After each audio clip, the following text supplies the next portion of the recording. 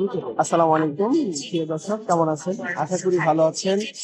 এই মুহূর্তে নিয়ে যে যেখান থেকে দেখছেন অবশ্যই কমেন্টে জানাবেন। বর্তমান সময় সাময়িক বিষয় নিয়ে একটি বিষয়, কে আওয়ামী লীগ করেন, রাজনৈতিক বিষয়, কে বিএনপি করেন, কে জামাত করেন, কে এনসিপি করেন। একটা বিষয় হচ্ছে উল্লেখযোগ্য, আপনাদেরকে বলি, যে যে দলটাই করেন আর যে অরাজনৈতিক ব্যক্তিরাই থাকেন, সবচেয়ে বড় ব্যাপার সেটা হচ্ছে উস্কানিমূলক কথায় সাংঘর্ষিক জায়গায় এই নির্বাচনমুখী সময় আপনারা কেউ যাবেন না। কারণ হচ্ছে, যে যে রাজনৈতিক দলই করুক, দল মত নির্বিশেষ সবচেয়ে বেশি যেটা প্রয়োজন সেটা হচ্ছে আপনাদের সুস্থ থাকা, স্বাভাবিক থাকা, সতর্ক থাকা।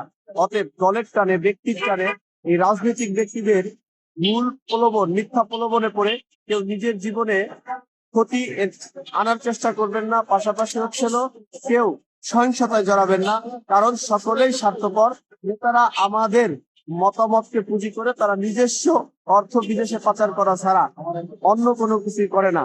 আদর্শিক জায়গা বলতে বর্তমান প্রেক্ষাপট রাজনৈতিক ব্যক্তিদের অথবা আমাদের বাংলাদেশের রাজনৈতিক নেতাদের বা কোনো দলের খুবই কম সংখ্যক লোক আছে যারা দেশ, জাতি বা জনগণের জন্য কল্যাণকর। তারা ব্যক্তি কল্যাণের জন্য ব্যস্ত থাকে, আত্মীয় স্বজনই ভালো থাকে, নেতার ছেলে নেতা হবে, নেতার আত্মীয়র কাছে যাবে। আমরা শুধু মারামারি, ধরাধরি, পারাপারি, কাইজা, লুটপাট এইগুলা করে শুধুমাত্র নিজেদের সহিংসতায় জড়ানোর কোনো দরকার নাই। সকলেই সকলের জন্য ভালো থাকার চেষ্টা করবেন। নির্বাচনমুখী সময় কর্ম নিয়ে ব্যস্ত থাকুন, ইবাদত করুন আল্লাহর, ফ্যামিলিকে সময় দিন, রাজনীতিতে না। ভালো থাকবেন, আবারও দেখা হবে নতুন কোনো ভিডিওতে। আল্লাহ।